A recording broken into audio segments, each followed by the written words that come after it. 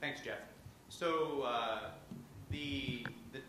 made up this title in about 30 seconds when I realized that there was pressure on me from Jeff to make up a title. But hopefully the talk has a fair bit of relevance to the title. So since the early days of CENS, there's been an emphasis on applying techniques from information technology, from information processing, from computer science broadly, to phenomena in the physical world, to nature, if you will. Yeah? And you'll see examples of that today in the sort of the vignettes that you're hearing about. So my particular focus in CENS for several years, which has sort of grown into a research passion for me and my group, has been to apply robotics technology, or network robotics technology, if you will, and the algorithms therein to studying large bodies of water. Now, there are no doubt many of you here who are proficient in what happens in large bodies of water, and I'm not an expert in that area. So this is a sort of a robotic slanted talk. But you'll see some pictures about interesting things that happen in the water. So water is kind of cool because we are on the water planet, and this is sort of an obligatory slide that I tend to feel like I have to show, but I suspect most of you believe this, that water is interesting. A very substantial portion of the Earth's surface is covered by water. And a very substantial portion of the ecosystem is driven by the dynamics of what happens in the world's ocean. And this is a water-specific talk and is really more a marine-specific talk, so I don't want to sort of discount the importance of riverine systems and limnology and things of that sort, but this is really a marine talk. Okay? And it's kind of humbling to note that we know very little about the ocean, even in terms of its gross physical topography. We know less about it in some ways than we know about neighboring planets. But that's not to say that people haven't put technology into water for many, many years. People have been doing it forever.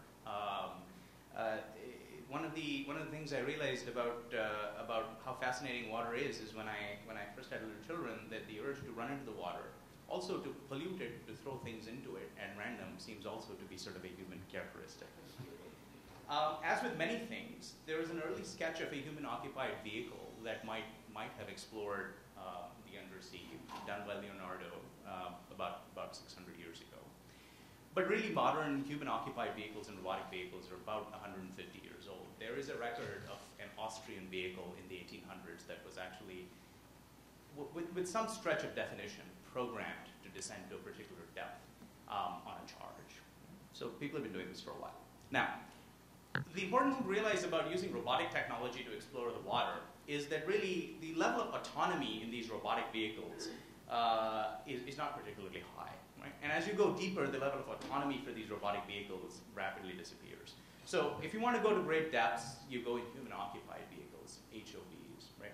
Very often they have cables coming all the way up to the surface. And time on these vehicles is dearly contested for and is very, very precious.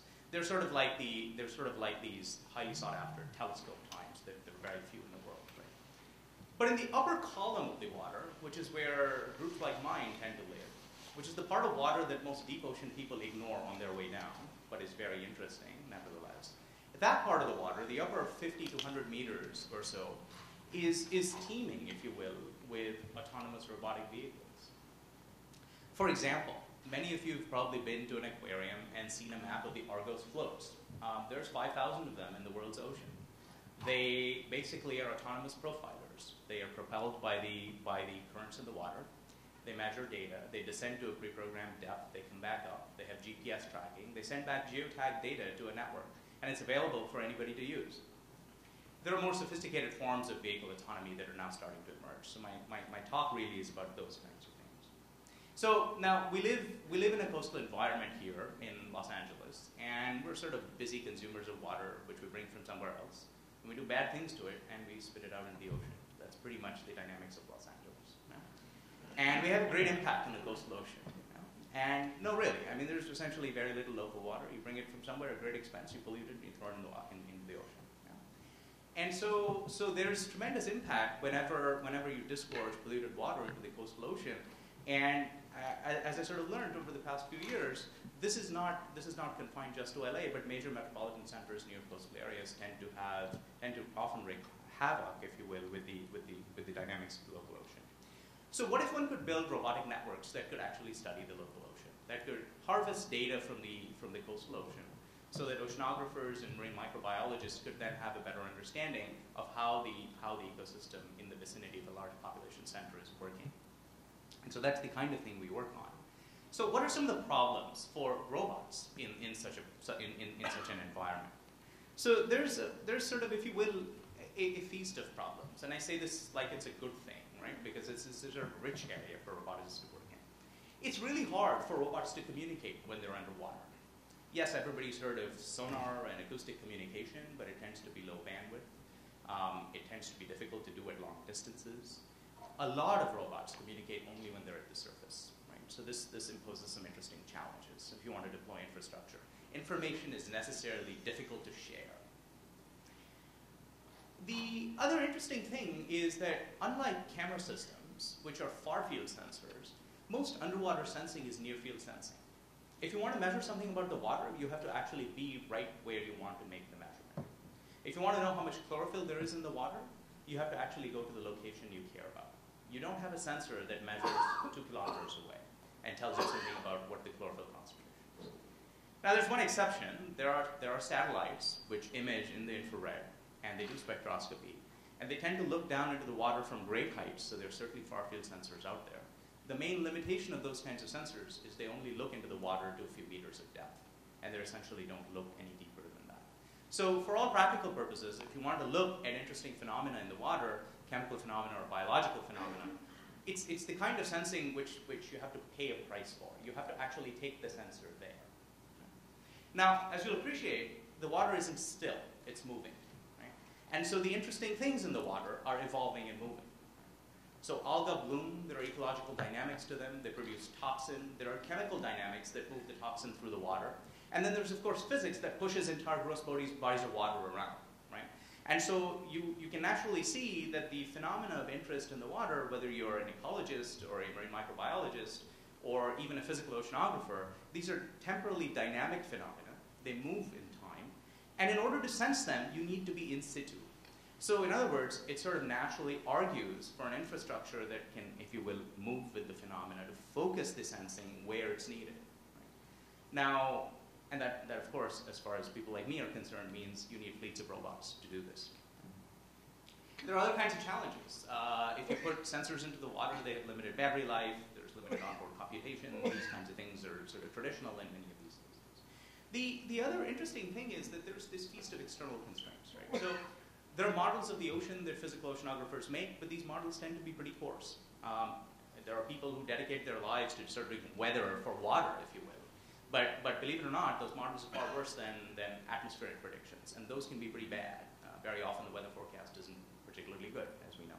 I thought it wasn't going to rain this morning, for example, and boy was I wrong.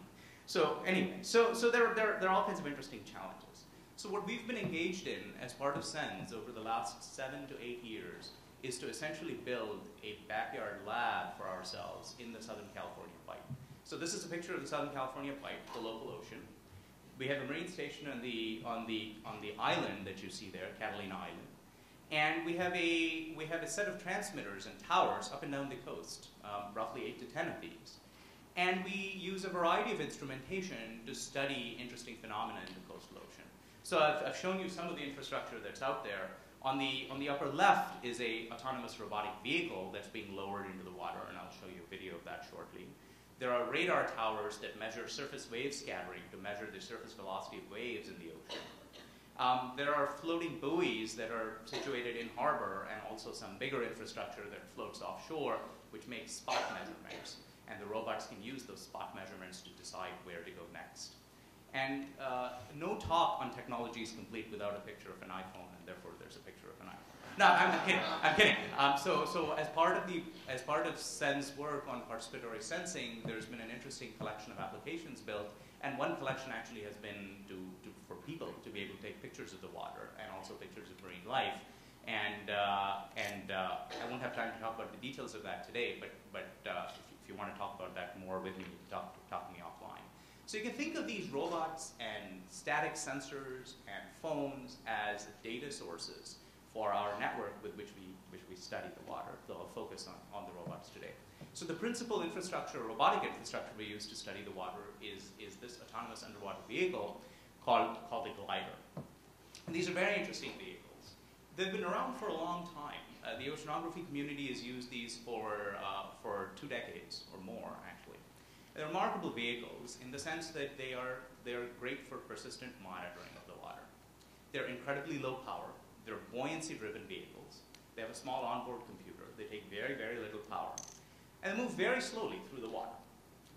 And what they do essentially is by adjusting using a small pump, their buoyancy, they fall up and down in the water. And while they're falling, they also adjust the position of their center of mass by moving a battery pack forward by a small amount. And therefore, instead of falling straight down, they fall forward, and while coming up, they reverse the process and sort of come up in a shallow dive, if you will, or steep dive, depending on how you program them. And so these vehicles execute these beautiful sort of yo-yo trajectories through the water that they bob up and down. And because they consume so little power, they can stay in the water for weeks at a time. In fact, recently a group from Rutgers programmed one of these to cross the Atlantic. So it sort of went from the East Coast to the United States and landed in Spain, right? So sort of a Lindbergh flight for a robot, if you will. And they're called gliders because there's no forward propulsion. They're driven entirely by the dynamics of buoyancy, and essentially are sort of very long-lived as a result of that. And of course, oceanographers and marine microbiologists have a variety of sensors that they mount on these. Now, to me, the most intriguing part about these is these have always had a computer on them. And for 2 decades, these were used in pre-programmed mode, if you will.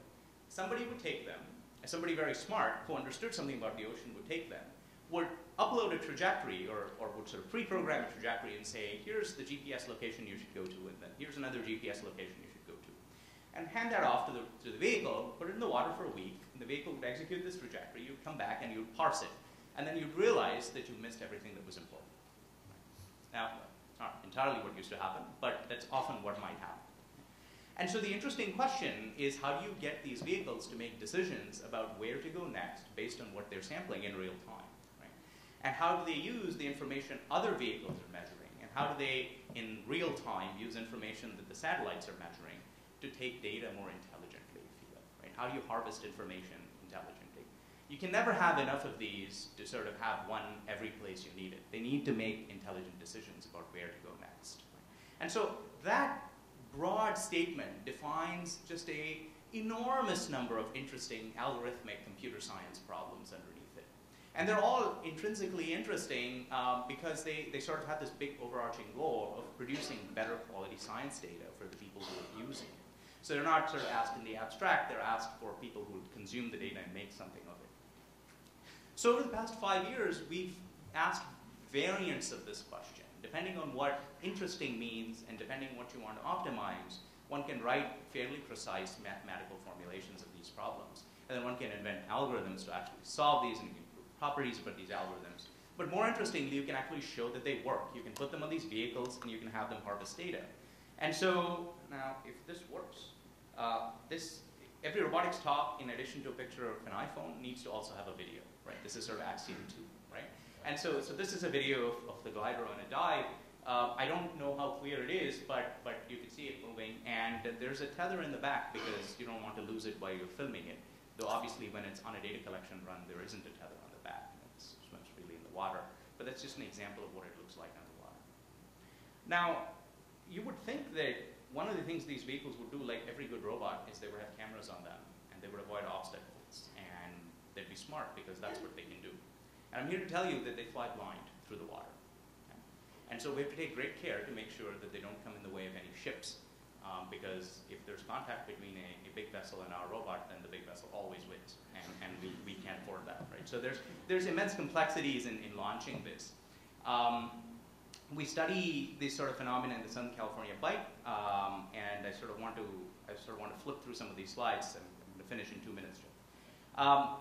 Part of the infrastructure is to characterize where we can communicate with our shore infrastructure and when to use satellite communication for which you pay dearly and things of that kind. So there are about 5 posters in the back, one dedicated to how we set up the communication network, one dedicated to the algorithms for a particular kind of sampling, another dedicated to multi-robot versions of the problem, and you can explore those in the break. But these slides sort of just give you the kinds of sort of senses of these various things we do with these robots. There's a lot of infrastructure characterization that goes on to figure out when can you talk to the shore infrastructure and when can't you talk to it and how do you do it better and worse and things of this kind. You have a small antenna that sticks out of salt water. It's not particularly great to communicate, but there are workarounds for these. So we have a fairly good characterization of these kinds of things, right? There's a picture here of the glider team actually deploying it. One of the team members is here. I think Carl is actually in the back. Several of the others are doing deployments as we speak. One of these vehicles is actually up in the Monterey Bay doing a survey as we speak, and there's a poster describing that experiment. There's a 10 university major experiment happening up in Monterey Bay where there's a simultaneous survey of a big space that's happening. The other interesting thing about this kind of work is that if you're the kind of computer science person who likes to see algorithms come alive, then there's really nothing quite like this. This is quite remarkable. We've grown blasé about the fact that we can put vehicles in the ocean, they're there for 2 weeks, and we can get data from them. This is absolutely, absolutely non-trivial and simply breathtaking. So there are times when one just has to pause and be able to sort of re-say it to oneself that we're able to do this today, right? And we've only sort of barely touched the tip of interesting problems. So the kinds of things we can do is, if you have an interesting phenomenon that has some physical extent shown by the boundary on that picture. Now, usually things in the ocean don't have polygonal boundaries, so I'm actually drawing the convex hull of something that's interesting. But we can track it. So the yellow track is one vehicle, and the red track is another vehicle. There are algorithms that hide under this that do some interesting things. I'm not going to step through details of algorithms. There are models that actually our collaborators at JPL build of the physics of the ocean that help us decide where these vehicles ought to do sampling next. So this has sort of taught us a fair bit about physical oceanography and how to use these models in interesting ways.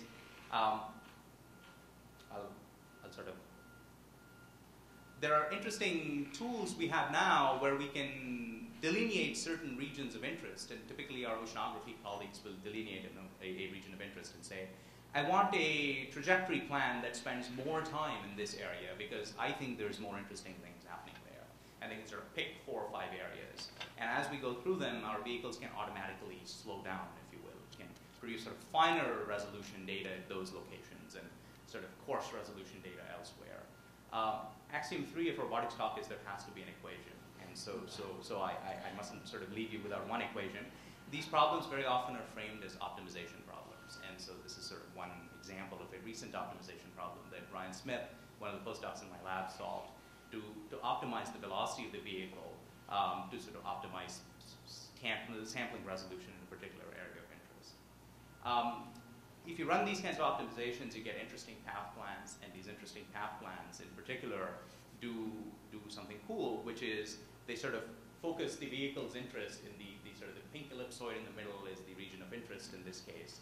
And what we're able to do is the dive trajectories of the glider, we're able to on the fly modify the pitch angles for these, and that's how this all comes together so that you get sort of increased resolution where you need it, and you don't pay attention to the areas you don't care about. And so the data product that comes out, when you look at it at different resolutions, you'll see the high resolution pictures at the bottom, and that happens to be taken from the part that was delineated to be sort of the piece of interest. And the low res pictures are from some other areas, and so we can do these optimizations in real time. We've also invested a fair bit of work in being able to monitor such kinds of systems from the shore. These systems, even though roboticists secretly dream of robots that are completely autonomous, but nobody else seems to want that. And so our oceanography colleagues want sort of shoreside infrastructure with which they can tinker with the system as it's moving. This is a good thing. And so one of these pieces of infrastructure is this decision support system tool, which now gets used by about 5 or 10 different schools. And this is what's running up in Ambari now. So if you're interested, if you go to dss.ambari.org, you'll see the tool. It was built by a CENS student, Naneshwar Das, whose poster is in the back. JD, as you know, he's not here, so we'll narrate his poster for him in the break.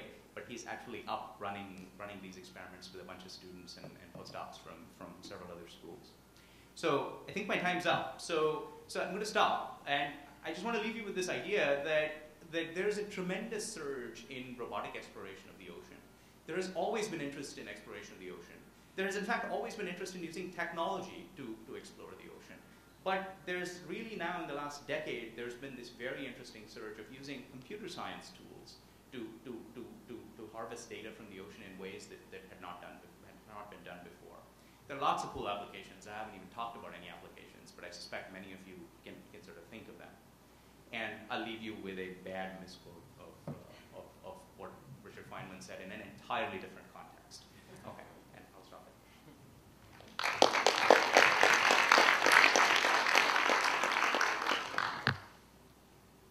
So there's time for a quick question before we move on, and then, as Gaurav said, posters on this subject and during the poster session. So, great.